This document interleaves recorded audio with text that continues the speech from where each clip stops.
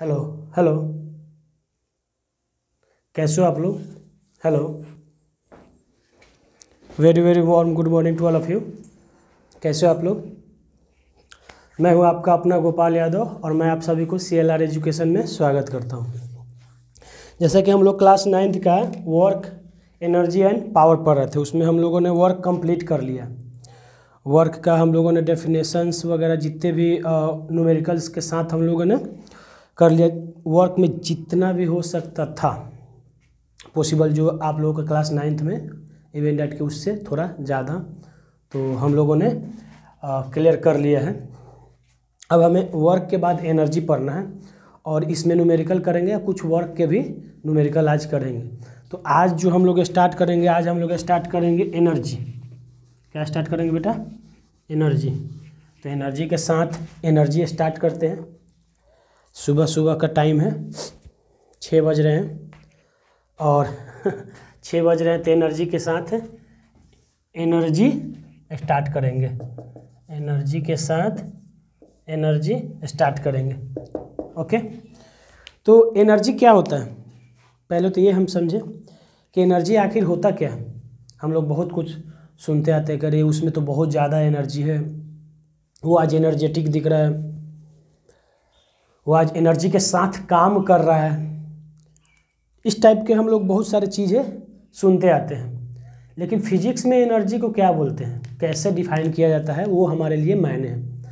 आए दिन हम लोग तो क्या क्या सुनते रहते हैं कि हाँ एनर्जी, एनर्जेटिक बंदा है, उसमें बहुत पोटेंशियल है, बहुत एनर्जी के साथ काम करता है या एनर्जी के साथ पढ़ता है, ठीक, एफिशिएंसी के साथ पढ़ता है। तो ये सब चीज़ें हम लोग सुनते आते हैं। ओके, फिर ये भी सुनते हैं कि भाई क्या खा लिया, इतना एनर्जेटिक दिख रहे हो। तो ये आए दिन के जो भाषा में हम लोग सुनते हैं तो वो तो अलग चीज़ है। लेकिन फिजिसिस्ट, जो फिजिक्स के जानकार हैं, उन लोगों ने एनर्जी का क्या डेफिनेशन दिया है, हमें उस चीज़ से ज़्यादा रूबरू होना है कि आखिर एनर्जी होता क्या। तो एनर्जी का डेफिनेशन होता है कि the capacity of an object, the capacity of an object to do the work, the capacity of an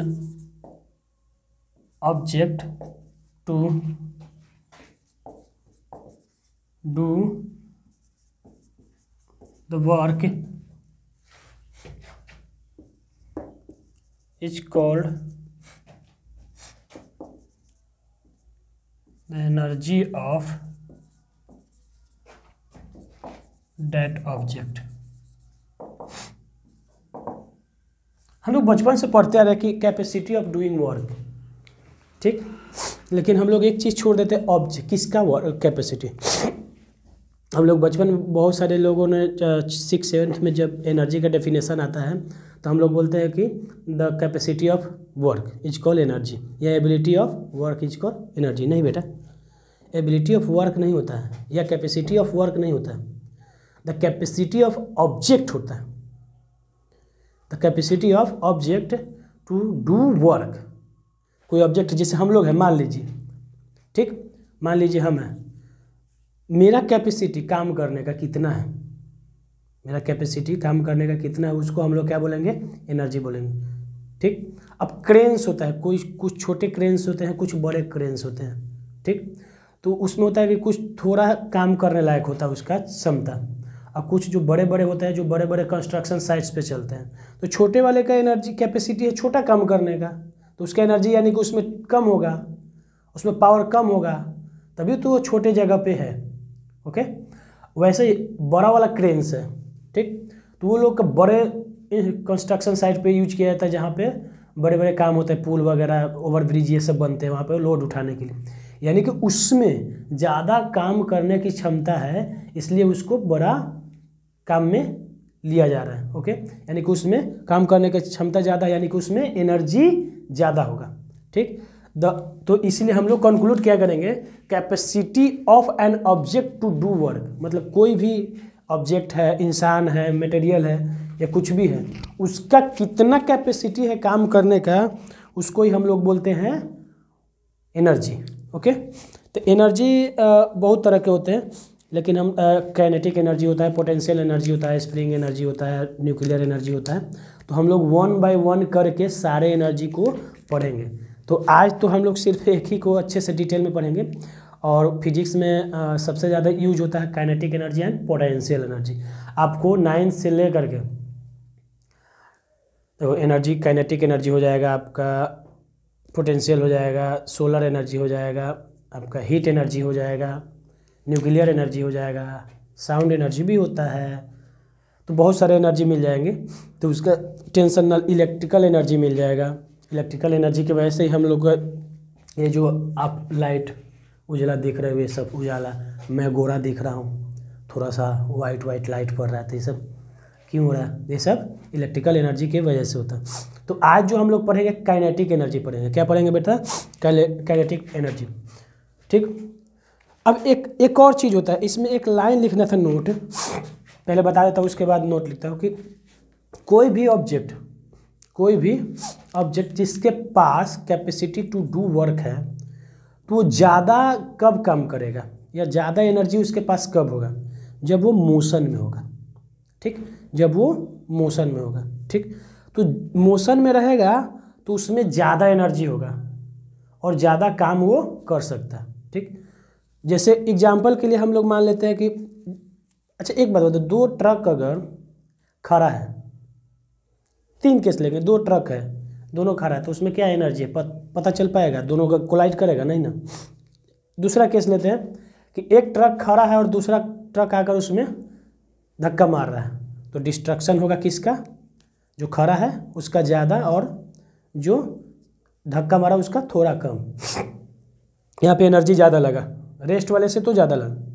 अब तीसरा केस लेते हैं कि दोनों ट्रक एकदम 60 के स्पीड से आके लड़ रहे हैं, 60 के स्पीड, इसका भी 60 का स्पीड है और इसका भी, और दोनों आके कोलाइड कर लिया।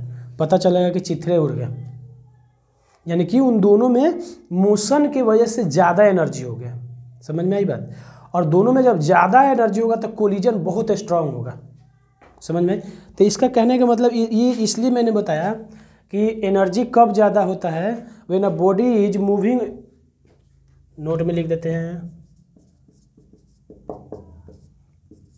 When a body is moving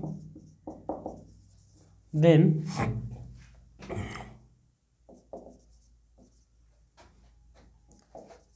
that body have more energy than the body is at rest। ठीक, कहने का मतलब है कि कोई बॉडी अगर मूव कर रहा है तो उस बॉडी में ज़्यादा एनर्जी होगा किसके अपेक्षा? जो रेस्ट में खड़ा है। इसीलिए तो मैंने अभी ट्रक वाला एग्जांपल लिया। ट्रक वाला जो एग्जांपल क्यों लिया कि जो रेस्ट में था उसके पास एनर्जी था ही नहीं, मतलब ना के बराबर था। ठीक, और जो मोशन में था उसके पास पूरा ये था, एनर्जी था। ठीक, तो अब हम लोग आगे पढ़ेंगे काइनेटिक एनर्जी। क्या पढ़ेंगे बेटा? Kinetic energy. पहला हम लोग टाइटल डालते हैं काइनेटिक एनर्जी। ठीक, इसको हम लोग शॉर्ट फॉर्म में के ही लिखते हैं। ठीक, ये काइनेटिक एनर्जी क्या होता है वो थोड़ा देखते हैं। देखिए,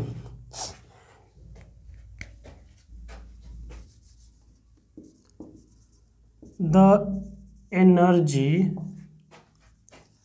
of a body because of its motion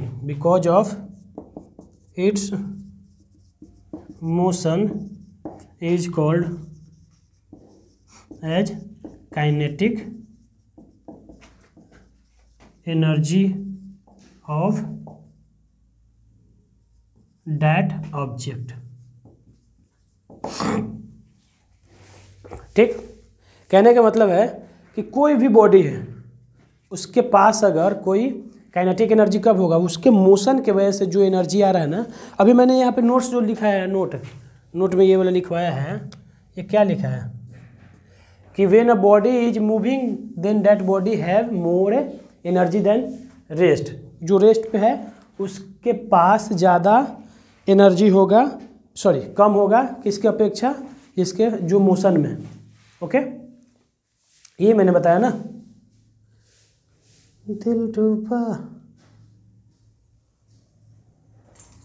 okay, यानी कि जो मोशन में है उसके पास ज़्यादा एनर्जी। तो वही मोशन को यहाँ पे काइनेटिक एनर्जी किसको बोलते हैं कि अगर मान लीजिए मैं मोशन में हूँ, मैं अभी मूव कर रहा हूँ, आपको पढ़ाते थे, ठीक, अभी मैं मूव कर रहा हूँ, यानी कि मेरे पास काइनेटिक एनर्जी है। कुछ तो मेरा स्पीड होगा मूव करने का, मैं मूव कर रहा हूँ, देखो लेफ्ट राइट आगे पीछे कर रहा हूँ, तो कुछ तो स्पीड होगा ना। तो इस मोशन के वजह से मेरे अंदर जितना एनर्जी हो रहा है वो क्या हो रहा है, काइनेटिक एनर्जी हो रहा है। ओके, मोशन की वजह से जो एनर्जी हमारे पास एक्वायर हो रहा है, मेरे अंदर प्रोसेस हो रहा है, उसको क्या बोलेंगे, हम लोग बोलेंगे काइनेटिक एनर्जी। कोई भी, अब जैसे कि इसका एग्जांपल ले लेते हैं, ट्रेन है, मूविंग ट्रेन, रेस्ट वाला नहीं, वो स्टेशन पर लगी हुई ट्रेन की बात नहीं कर रहा, मूविंग ट्रेन की बात कर रहे हैं। ठीक, एग्जांपल में हम लोग लिख सकते हैं मूविंग ट्रेन या मूविंग बाइक हो गया, या मूविंग कार हो गया, या फ्लाइंग बर्ड हो गया। फ्लाइंग बर्ड, एंग्री बर्ड नहीं, फ्लाइंग बर्ड की बात हो रहा है, एंग्री बर्ड की बात नहीं हो रहा बेटा। ठीक एंग्री बर्ड को एग्जांपल में, हाँ, अगर एंग्री बर्ड मूव कर रहा होगा या फ्लाई कर रहा होगा तो उसमें आप लोग बोल सकते हो कि एंग्री बर्ड के पास क्या है, काइनेटिक एनर्जी है। आप लोग को फ्लाइंग बर्ड बोलेंगे तो आप लोगों को समझ में आता है एंग्री बर्ड से बड़ा रिलेटेड हो ना, बहुत लोग एंग्री बर्ड से रिलेट करते रहते हैं इसलिए एंग्री बर्ड मत बोलिएगा। ओके, हाँ, एंग्री बर्ड भी बोलिएगा, जब वो बर्ड है तो ऑब्वियस सी बात है मूव करेगा। तो लिख देते हैं एग्जाम्पल में लिख देते हैं, एक ब्लैक वाला से लिखते हैं, फ्लाइंग एंग्री बर्ड। ठीक, फिर लिख देंगे मूविंग ट्रेन,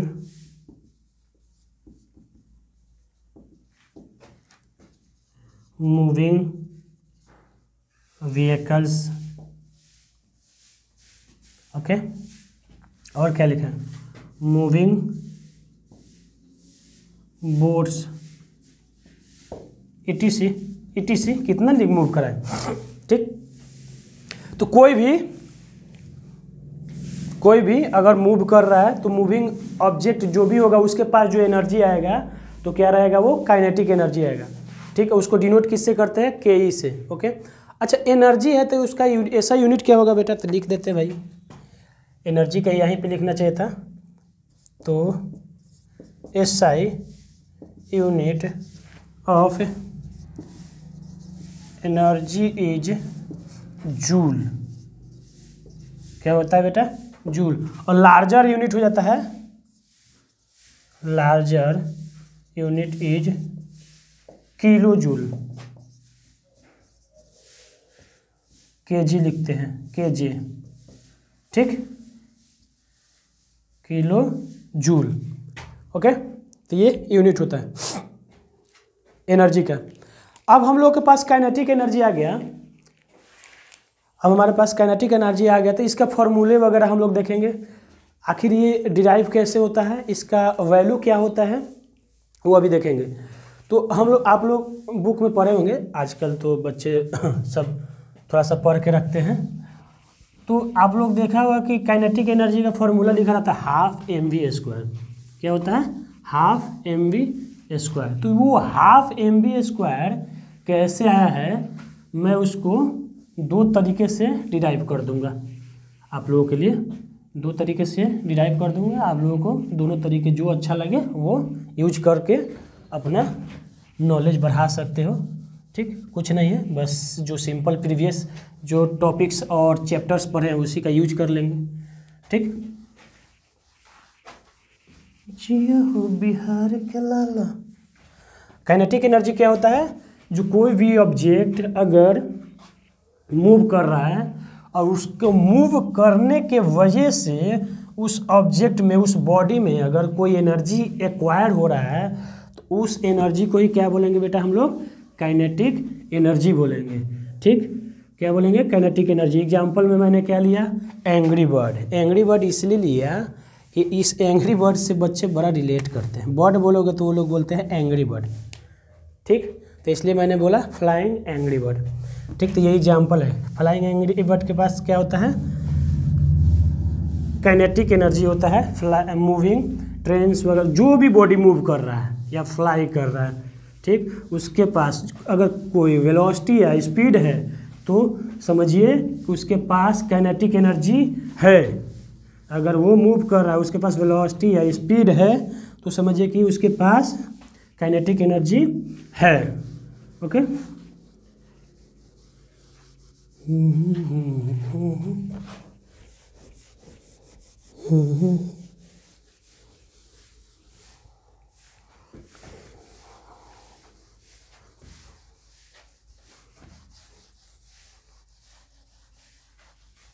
चलिए अब हम लोग को डिराइव करना है क्या? काइनेटिक एनर्जी को। काइनेटिक एनर्जी, ठीक, इसमें करना क्या है? हमें पहले से पता है, लास्ट लेक्चर में पढ़े थे, फोर्स इनटू डिस्प्लेसमेंट होता है क्या? वर्क का फॉर्मूला। वर्क का फॉर्मूला क्या होता है बेटा? फोर्स इनटू डिस्प्लेसमेंट होता है। ओके, ये हो गया। इसको हम लोग इस आराम से इक्वेशन 1 मान लेते हैं। ओके, अब हमारे पास एक और फॉर्मूला है पहले से। क्या है? F equal to mass into acceleration, Newton second law of motion, हम लोग पढ़े हुए। ठीक, इसको मैं मान लेता हूँ दूसरा इक्वेशन। ओके, हमारे पास एक और डेटा है, ये वी स्क्वायर माइनस यू, नहीं माइनस डायरेक्ट लिख देंगे तो तुम लोग गड़बड़ कर दोगे। V square equal to u square plus 2as करके एक फार्मूला हम लोगों ने पढ़ा था क्या? Equation of motion third. ठीक, ये है हमारे पास। अब यहाँ से हम लोग इसको इस साइड ले आएंगे। किस साइड ले आएंगे? V square minus u square equal to क्या हो जाएगा? 2as। यही होगा ना? यही होगा। ठीक, तो ये आ गया। अब हमें यहाँ से s निकालना होगा, ये s का वैल्यू निकालना होगा। तो s इक्वल टू क्या हो जाएगा? V square minus u square upon 2a। ठीक, तो ये जो है ना s का वैल्यू, इसको हम लोग क्या मान लेंगे? Equation third. अरे तीनों का बिंदु तीनों के ऊपर नहीं लगा यार, गजब हाल है, घोर बेइज्जती हो रही है। ठीक, ये हो गया। अब यहाँ पे एक लाइन क्या करेंगे? अब हमारे पास 3 इक्वेशन आ गया, फर्स्ट सेकंड थर्ड। अब कुछ नहीं करना है, सिंपल सेकंड और थर्ड को फर्स्ट में पुट कर दो। यहाँ से फोर्स का वैल्यू यहाँ पुट कर दो, यहाँ से एस का वैल्यू पुट कर दो। बहुत ईजी है भाई। तो पुटा दो। Put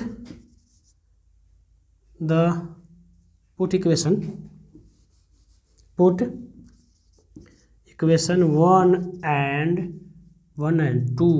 2 and 3 in equation 1। ठीक, ये हमारे पास पुट 3। तो यहाँ पे देखिए क्या हो जाएगा? W इक्वल टू क्या होगा? फोर्स के जगह पे हम क्या पुट करेंगे? मास इंटू एक्सेलरेशन। तो मास इंटू एक्सेलरेशन, इंटू है तो इंटू पुट करेंगे, और एस है एस, तो एस का वैल्यू हमारे पास क्या आ गया? V square minus u square upon 2a। अब यहाँ पे देखो, ये अगर मोशन में है तो इसका मतलब क्या है कि उसका इनिशियल वेलोसिटी जो रेस्ट में रहेगा, वो शुरू में तो रेस्ट में ही रहेगा ना। तो जब शुरू में रेस्ट में रहेगा, बाद में वो मोशन होगा, तो इसका इनिशियल वेलोसिटी हम लोग 0 ले लेते हैं। क्या लेते हैं बेटा? 0, क्योंकि मोशन में तो उसके पास वेलोसिटी आ जाएगा ना। कोई भी अगर बॉडी मैं मूव कर रहा हूँ, अभी देखो मेरा अभी क्या है? अभी मैं खड़ा हूँ तो क्या है? मेरा इनिशियल वेलोसिटी अभी 0 है। ठीक, अगर मैं चलने लगा, ठीक, तो हमारे पास कुछ वेलोसिटी आ गया, तो यहाँ पे यू हम लोग लेते हैं, यू इक्वल टू 0। क्या लेंगे बेटा? U equal to 0। तो ये वाला पार्ट हमारा क्या आ जाएगा? 0 बना दिया इसको। ठीक, दिख रहा है ना? देख लेते हैं एक बार फ्रेम में, नीचे दिख रहा है ना? एक लाइन जा सकता है? हाँ, जा सकता है, बिल्कुल जा सकता है। ये 0 हो जाएगा, और ये ए और ये ए कट गया। क्या आ गया बेटा? ये और ये ए कट गया। तो हमारे पास ऊपर क्या है? W इक्वल टू हो गया mv²/2। ठीक, और ये जो वर्क होता है ना, इसी को तो हम लोग एनर्जी बोलते हैं ना। The capacity of doing work, the capacity of doing work of an object is called, क्या बोलते हैं हम लोग? एनर्जी। तो हम इसको बोल सकते हैं ना, इसको नीचे जो 2 है उसको हम हाफ के रूप में बाहर निकाल लेते हैं। तो चलो यहाँ लिख देते हैं कि E equal to half mv², और यही तो हमें चाहिए होता है। ठीक, ई क्या, ये ई जो क्या है? काइनेटिक एनर्जी है। क्या है बेटा? Half mv²। प्रूफ हो गया, बस यही प्रूफ हो गया, यही है काइनेटिक एनर्जी आपका, यही है mv²/2। तो mv²/2 क्या है? हाफ mv² है। ठीक, मतलब आधा डिवाइडेड बाई 2 का क्या मतलब होता है? आधा। ठीक, ये पहला मेथड है, ये मेथड 1 है। मैं फिर से आपको बता दे रहा हूँ, आप कंफ्यूज मत होना। हमारे पास वर्क का फॉर्मूला क्या है? Force into displacement. इसको मैंने इक्वेशन 1 मान लिया है। पहले से हम फोर्स का वैल्यू पता है, मास इंटू एक्सेलरेशन, इसको 2 मान लिया है। v² equal to u² plus 2s हम लोगों ने इक्वेशन ऑफ मोशन थर्ड पढ़ा था, ये मान लिया। अब इसको u² के इधर कर दे तो v² minus u² equal to 2as आ गया। यहाँ से s का वैल्यू हमें चाहिए था, किसका? s का वैल्यू। तो s का वैल्यू क्या आ गया? v² minus u² upon 2a आ गया। तो ये हमारे, इसको हमने क्या मान लिया? 3, इक्वेशन नंबर 3। अब क्या क्या, ये 2 और 3 को इक्वेशन 1 में पुट कर दिया। तो इक्वेशन 2 क्या है? F equal to mass into acceleration. तो यहाँ पे F के जगह पे F equal to mass into acceleration put कर दी। S के जगह पे क्या पुट करेंगे? ये पुट कर दी। देखो वही किया, W equal to mass into acceleration, F के जगह पे, F के जगह पे mass into acceleration into S की जगह पे क्या? v²। अच्छा, u² छूट गया, स्क्वायर इसका कहाँ गायब हो गया? यह। ठीक हो गया, v² minus u² upon 2a। ए से a कटा, u² को 0 मान लिया क्योंकि इनिशियल वेलोसिटी यहाँ पे क्या है? 0। इनिशियल वेलोसिटी क्या बेटा? 0 है, तो एक u को 0 मान लिया। तो हमारे पास ये गया, ये गया, ये गया, बच के आ गया मास इंटू v² अपॉन 2। तो मास इंटू v² अपॉन 2 आ गया। ठीक, इसी को, इस वर्क को ही क्या बोलते हैं? एनर्जी बोलते हैं, क्योंकि the capacity of doing work is called energy. Okay, और एनर्जी को ही हम लोग क्या बोलेंगे? काइनेटिक एनर्जी बोलेंगे। तो ये काइनेटिक एनर्जी आ गया हमारे पास। ये मेथड 1 था। क्या था बेटा? मेथड 1। अब मेथड 2 देखते हैं। अबे कुत्ता क्यों भौंक रहा है? आजकल बहुत कुत्ते भौंकते हैं। मेथड 2। ठीक, मेथड 2 के लिए एक डायग्राम बनाएंगे हम। एक मान लीजिए ये ब्लॉक है। क्या बेटा? ब्लॉक है। ये गंदा सा ब्लॉक बन गया। ठीक है, कोई बात नहीं, कंसीडर कर लो, तुम लोग तो होशियार बच्चे हो। ये यहाँ पे कुछ डिस्प्लेस हो गया। कैसे डिस्प्लेस हुआ? क्योंकि इसमें एक फोर्स लग रहा है F। ठीक, और डिस्प्लेसमेंट को यहाँ से हमने ले लिया कि अच्छा यहाँ तक है ना, तो यहाँ से यहाँ तक हम लोगों ने ले लिया x। क्या ले लिया? अबे कलुआ क्यों चिल्ला रहा है? ठीक, ये x है, यानी कि हमारे पास फोर्स भी आ गया और डिस्प्लेसमेंट भी आ गया। ओके, चलिए अब काम करते हैं। तो हमारे पास क्या आ गया? Work equal to F into x आ गया। ये लिख लेते हैं एक जगह, हो गया। ठीक, अब देखिए हमें पता है क्या कि फोर्स इक्वल टू होता है मास इंटू एक्सेलरेशन। तो यहाँ से एक्सेलरेशन हम फाइंड आउट कर सकते हैं। तो एक्सेलरेशन यहाँ से क्या आ जाएगी? अगर यहाँ में एक्सेलरेशन, तो ये F अपॉन m आ जाएगा। F अपॉन m आ गया। चलो इसको भी एक जगह कर लेते हैं। ठीक, इसको भी हम क्या कर लेते हैं? तो इसको हम क्या बोल देते हैं? इक्वेशन 1 बोल दें। इक्वेशन क्या बोले हम? इसको 1 बोल देते हैं। ठीक, अब फिर से वही वाला दूसरा आ जाते हैं। इक्वेशन 1 आ गया, v² minus u² equal to 2as। Direct मैंने ले लिया। चलो इसको ऐसे नहीं लगता, गड़बड़ा जाते हो तुम लोग गड़बड़ा जाता है जी। v² equal to u² plus 2as। फिर इसको u² को 0 करेंगे क्योंकि हमारे पास चूँकि u इक्वल टू 0 रहेगा, क्योंकि अगर 0 है तो उसके पास क्या रहता है? कोई एनर्जी नहीं रहता है। अगर वो मूव करने लगता है यानी कि उसके पास कुछ v आ जाता है, तब जा कर के उसमें काइनेटिक एनर्जी आता है। ठीक, तो इसलिए u को क्या रखते हैं? 0। तो हमारे पास ये वाला पार्ट तो 0 हो जाएगा। ठीक, अरे वी स्क्वायर, तो ये हो गया v square equal to 2AS, क्या आ गया 2AS। अब बताओ 2AS के जगह पर हम x लिखेंगे ना, क्योंकि s के जगह पर क्या है x है, तो यहाँ पे लिख देते हैं x। तो ये हमारा आ गया दूसरा इक्वेशन, ठीक, ये है ना। अब पुट इक्वेशन 1 इन 2, हाँ अच्छा, पुट इक्वेशन 1 इन 2, तो 1 क्या है हमारे पास, a का वैल्यू f अपॉन m है, तो यहाँ पे क्या पुट कर देंगे v square equal to 2 into F upon m into x. Okay, ये हो गया। अब इसको हम इधर क्रॉस मल्टीप्लाई करेंगे, ये इसको इधर भेजेंगे, ठीक, ओके, और 2 को नीचे भेज देंगे। देखिए तो ये आ जाएगा हमारे पास एफ एक्स इक्वल टू, ये इधर v square into m, okay, और ऊपर क्या बच गया 2f(x), यही बचा ना, दिख रहा है, देख लेते हैं फ्रेम में दिख रहा है कि नहीं।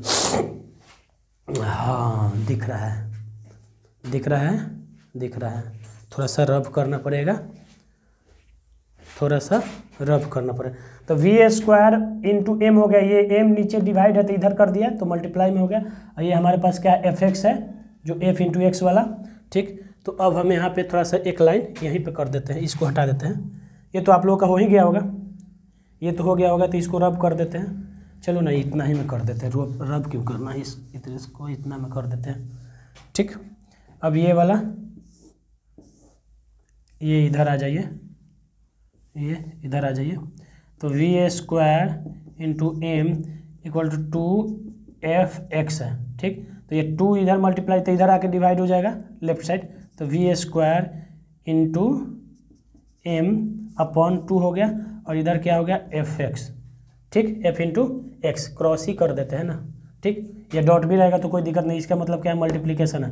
तो f(x) क्या है, f(x) किसका वैल्यू है, w का है, तो ये f(x) के जगह पर क्या लिखेंगे हम लोग w, तो यहाँ पे क्या लिखेंगे, और ये देखो v square into m upon 2 है, यानी कि इसको हाफ एम वी स्क्वायर लिख सकते हैं ना, इसको हाफ एम वी स्क्वायर, तो इसको लिख लेंगे half m v square equal to w।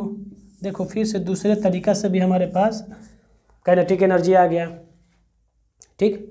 w, और w क्या है, वर्क है, और वर्क को क्या बोलेंगे यहाँ पे kinetic energy, the capacity of doing work है यहाँ पे, यानी कि इतना वर्क कर रहा है, यानी कि ये क्या हो गया हमारा काइनेटिक एनर्जी इक्वल टू क्या हो गया हाफ एम वी स्क्वायर। समझ में आ गई पुत्र, हाँ मेरे लाल पीले हरे सब लोगों को दिख रहा है जी, दिख रहा है, ओके।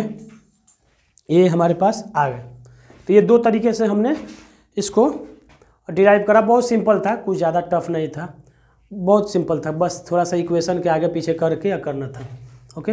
इसको अगर बोलोगे तो फिर से समझा देते हैं। W equal to F into x होता है, force into displacement, okay. Force equal to mass into acceleration होता है, यहाँ से एक्सेलरेशन का वैल्यू मैंने क्या लिखा एफ अपॉन एम निकाल लिया, इसको मैंने क्या बोल दिया इक्वेशन 1, ओके। फिर हमारे पास v square equal to u square plus 2as, पहले से हमारे पास इक्वेशन जो यहाँ पे यूज किया था ये वाला, ठीक। यहाँ u क्या कर दिया 0, क्योंकि हमें v चाहिए भाई, u चाहिए नहीं, ठीक। तो v 0 हो गया, u स्क्वायर, तो बच क्या गया v square equal to 2ax, s के जगह पर मैंने क्या यूज कर लिया x, ये जो s है यहाँ पे मैंने क्या कर दिया x यूज कर दिया। तो अब मैंने क्या किया कि इस इक्वेशन को 1 को इस 2 में पुट कर दिया, a की जगह पे क्या पुट करना है f अपॉन m, बस बाकी सब से मैं केवल a की जगह पे f अपॉन m ये वाला वैल्यू पुट कर दिया, ठीक। ये क्रॉस मल्टीप्लिकेशन कैलकुलेशन जो सिंपल मैथमेटिक्स जो आप लोग पढ़ते हो वो कर दिया। उसके बाद हमारे पास आ गया kinetic energy equal to half m v square, okay. तो ये कुछ सिंपल डेरिवेशन थे इसके, इसमें कुछ ज़्यादा ताम झाम नहीं थे, बस काइनेटिक एनर्जी। अब इस पर थोड़ा सा हम लोग न्यूमेरिकल करेंगे, न्यूमेरिकल जो छोटे छोटे करेंगे एकदम, जो कि आपको फार्मूले को कैसे यूज करना है वो पता चल जाए, ओके। और कोई भी चीज़ ऐसा ना लगे कि ये हमें समझ में नहीं आया।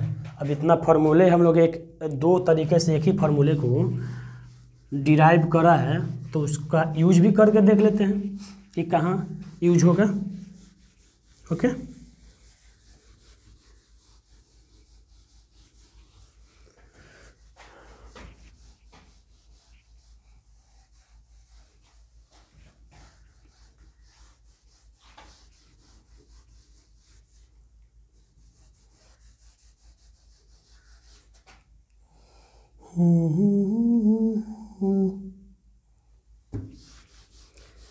तो हमारे पास काइनेटिक एनर्जी का बेटा यहीं पे जो भी काइनेटिक एनर्जी में था वो ख़त्म हो गया, और हम लोग इसके बेस इसके ऊपर न्यूमेरिकल कर लेंगे, इसको ख़त्म कर देंगे।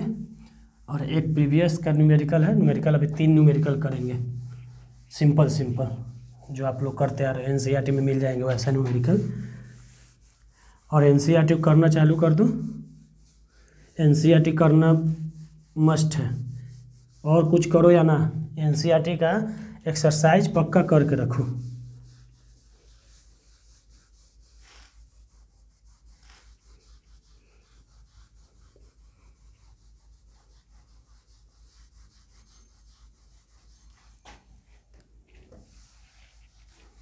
चलिए हो गया, इसको रहे करे में 2 मिनट लग जाता है यार, बड़ा दुख है ज़िंदगी में, क्या करोगे, दुख के साथ साथ जीना पड़ता है। चलिए question 1, find the kinetic energy of a ball of मास 200 ग्राम। 200 ग्राम का बॉल है, होगा कोई टेनिस बॉल 200 ग्राम के आसपास रहता है ना, उतना नहीं होता, ठीक। Moving at a speed of 20 centimetre. अच्छा, यहाँ पे जानते हो ये क्वेश्चन कुछ नहीं है, बस सिर्फ यूनिट का है खेल, यूनिट कन्वर्जन आप लोग कर लोगे। Find the kinetic energy of a ball of मास 200 ग्राम, ठीक, okay. Moving at speed of 20 centimetre पर सेकेंड, यही है ना, ठीक, हाँ यही है, ठीक। ये हमारे पास क्वेश्चन है, ये सिंपल है हमारे पास, आपको पता है, हम लोग को, आपको नहीं हमें भी पता है, मेरे को भी पता है कि काइनेटिक एनर्जी इक्वल टू क्या होता है। अभी हम लोगों ने पढ़ा है कि हाफ m और v², ओके। तो यहाँ पे मास क्या है बेटा, यहाँ पे मास है 200 ग्राम, तो इसको हम लोग केजी में पुट करेंगे तो मास क्या आ जाएगा 0 kg, इतना ही आएगा ना, ठीक, ये कुछ आएगा।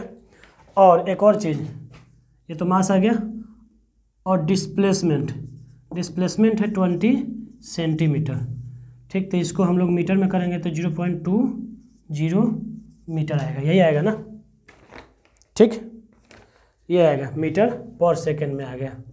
अब इसको पुट कर दो भाई यहाँ पे, इन सब ये वाला डेटा और ये वाला डेटा को मल्टीप्लाई तो करना है, तो काइनेटिक एनर्जी इक्वल टू हो गया हाफ है एंड 20 कितना था 0.200 kg into 0.20 metre per second, ये हमें मल्टीप्लाई, तो ये मल्टीप्लाई करने के बाद आ जाता है कुछ, क्या आ जाता है, काइनेटिक एनर्जी इक्वल टू 0.004, यही होता है क्या, हाँ जूल आता है, आप लोग कैलकुलेट कर लेना, ठीक। हमारे पास तो कैलकुलेट किया हुआ है मेरे पास, ठीक, कैलकुलेट करके हम रखे हुए हैं।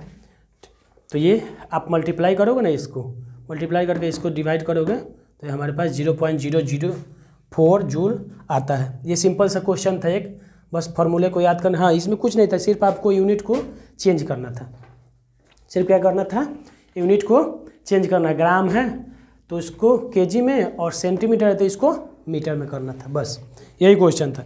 एक अगला क्वेश्चन है इसी टाइप के है, उसमें भी चेंजेज यही करना है, लेकिन इसमें थोड़ा सा डेटा अलग है। चलिए एक सिंपल सा और क्वेश्चन है, बहुत सिंपल है।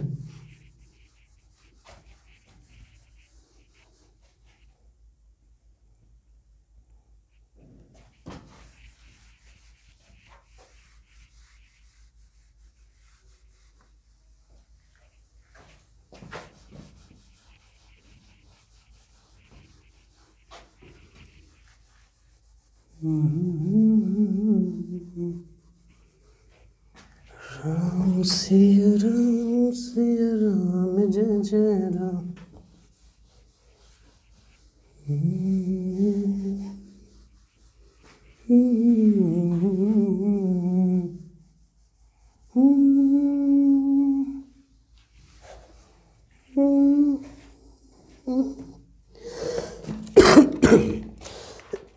सॉरी, कितना लंबा हो गया? हाँ चलो चलेगा, अभी चलेगा। एक क्वेश्चन है बेटा कि a player kicks a ball of mass 250 gram placed at the centre of field. Okay, the ball leaves his foot with a speed of 8 metre per second. अच्छा, इसमें मीटर पर सेकंड पहले से दिया हुआ है। Find the work done by the player on the ball. ठीक, यहाँ पे वर्क प्लेयर द्वारा यानी कि वही काइनेटिक एनर्जी निकालना है। देखो बड़ा मज़ा आ रहा है। आप लोग सोच रहे हो कि sir find the work done by player पूछ रहा है और निकाल आप काइनेटिक एनर्जी रहे। ठीक, तो वो जो वर्क हो रहा है तो किसके वजह से हो रहा है? अगर एनर्जी नहीं रहेगा तो वर्क होगा, तो एनर्जी ही वर्क बन रहा है ना। यहाँ पे हम लोगों ने डिराइव किया था ना, एफ एक्स इक्वल टू क्या बनता था? एफ इंटू एक्स, यानी कि फोर्स इंटू डिस्प्लेसमेंट जो था वही एनर्जी बन रहा था। ओके, यही होगा ना। तो इसमें कंफ्यूज मत होना कि सर आप बोल रहे हैं वर्क और निकाल रहे हैं एनर्जी, क्योंकि विदाउट एनर्जी वर्क होता ही नहीं है वो। ठीक, तो अब आपके दिमाग में हो कि सर वर्क और एनर्जी अलग कैसे है? अलग नहीं है, अलग सही में नहीं है, बस दोनों के बीच में एक हेयर लाइन है, उसको आपको समझने की ज़रूरत है।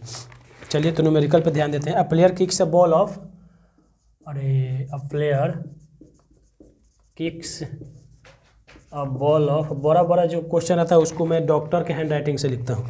Kicks a ball of mass 250 ग्राम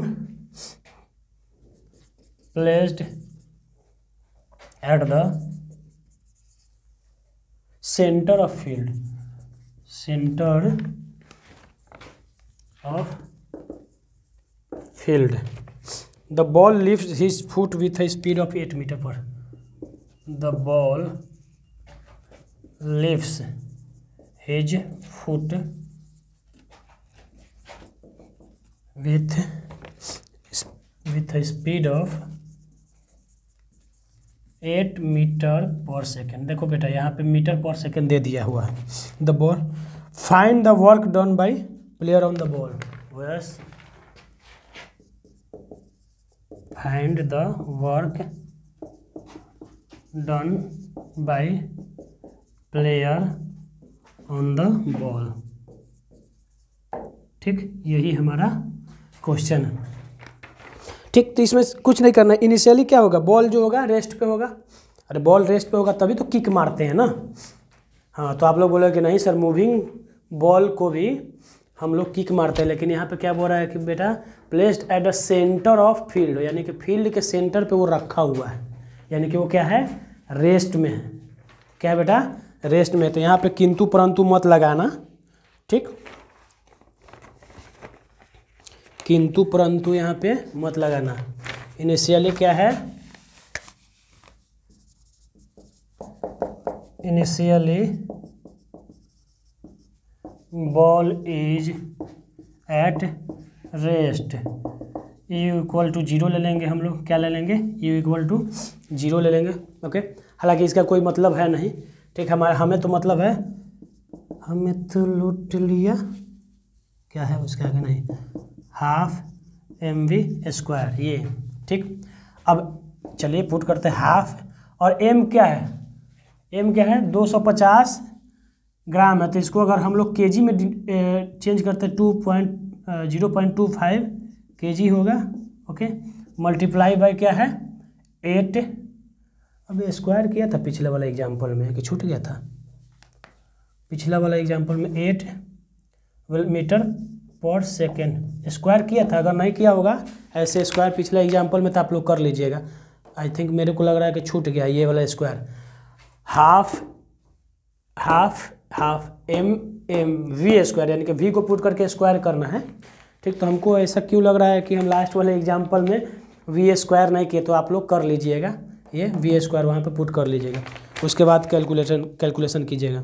ठीक, तो हमारे पास आ गया, और इसको हम लोग कैलकुलेट करेंगे तो क्या हो जाएगा बेटा, के इक्वल टू हाफ, और एम तो 0.25 है, और इंटू ये हो जाएगा 64 हो जाएगा, और 64 को इसको काटोगे 32 आ जाएगा। इसको मल्टीप्लाई करने पे हमारे पास आता है answer kinetic energy equal to आ जाएगा 8 जूल आता है, 8 जूल आता है कुछ।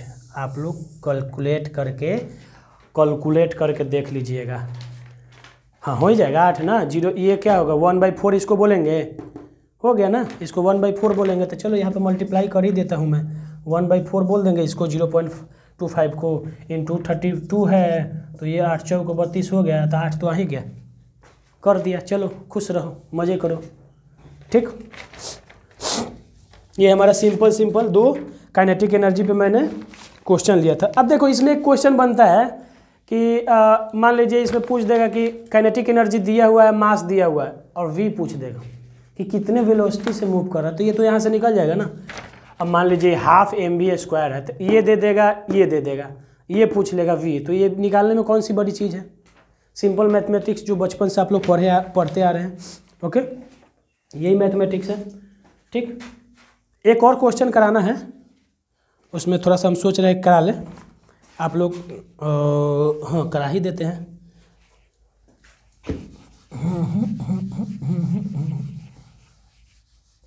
ऑब्लिक एंगल पे जो वर्क हम लोग निकालते थे उससे रिगार्डिंग क्वेश्चन है, तो कर लेते हैं। थोड़ा सा इजी क्वेश्चन है, ज़्यादा कुछ नहीं है। इसमें एंगल हम लोग निकालेंगे। पहले क्या था कि एंगल दिया हुआ रहता था और हम लोग वर्क निकालते थे, सब कुछ दिया रहता था, मतलब एंगल, डिस्प्लेसमेंट एंड फोर्स भी दिया रहता है। यहाँ पे एंगल ही निकालना है, जो हम लोग क्वेश्चन करेंगे, तो उसमें एक और क्वेश्चन कर लेते हैं। फिजिक्स बिना क्वेश्चन का नहीं होता है।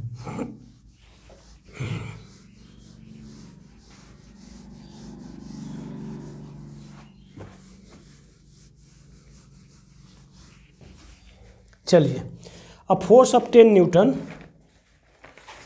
बोल रहा है कि a force of 10 newton displaces an object through 20 centimetre. अच्छा, a force of 10 newton displaces an object through 20 centimetre. कह रहा है कि ये कोई फोर्स है 10 न्यूटन का, वो कोई ऑब्जेक्ट को 20 सेंटीमीटर तक डिस्प्लेस कर, and does work of, and does है कि डन होगा, does work of 1 joule, 1 joule का वो काम कर रहा है, ओके। इन द प्रोसेस, अच्छा ठीक है, find the angle between the force and displace. अच्छा, find the angle between beta v ना, बिटवीन फोर्स एंड डिस्प्लेसमेंट। चलो वेरी इजी, ठीक। ये हमारे पास क्वेश्चन है, इसका सॉल्यूशन भी तुरंत दे देते हैं।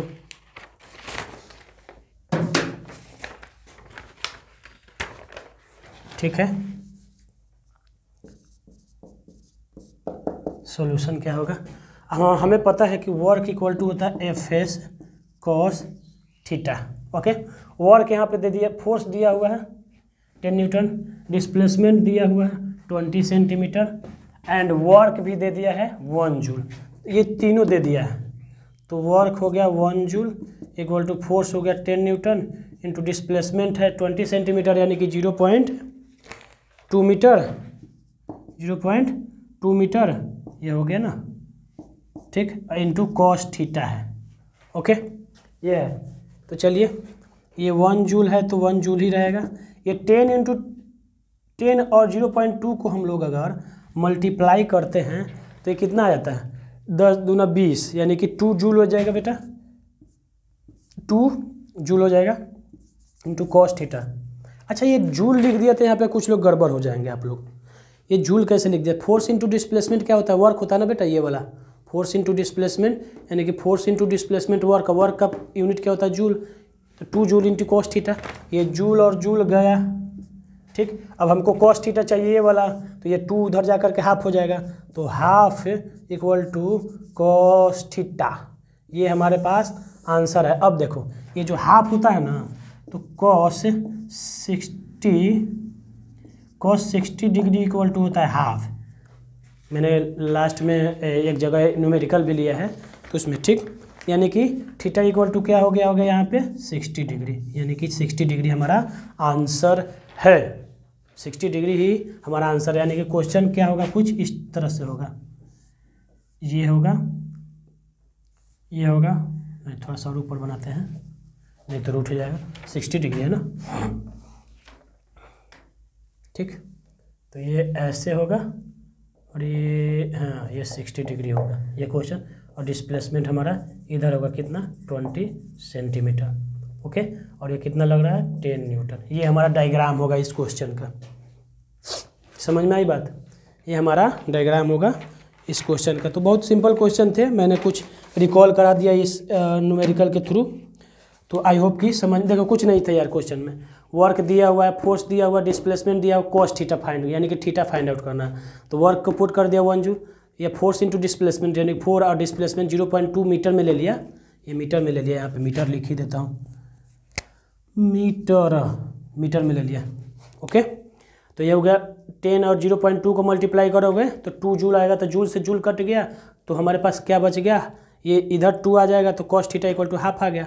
और हाफ किसका वैल्यू होता है, कॉस 60 का वैल्यू होता है हाफ, तो थीटा इक्वल टू क्या आ गया 60। और मैंने इसका डायग्राम भी बना दिया। तो आई होप कि आप लोगों को ये लेक्चर, ये सेशन अच्छे से समझ में आ गया होगा।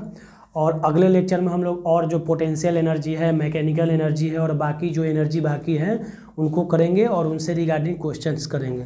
तो फिजिक्स में 1 या 2 टॉपिक पढ़ो, उसके रिगार्डिंग 3-4 क्वेश्चन, 5 क्वेश्चन कर लेंगे, तो हमारा फिजिक्स का कॉन्सेप्ट विथ न्यूमेरिकल अच्छा होते जाएगा और आपका बेस भी मजबूत हो जाएगा।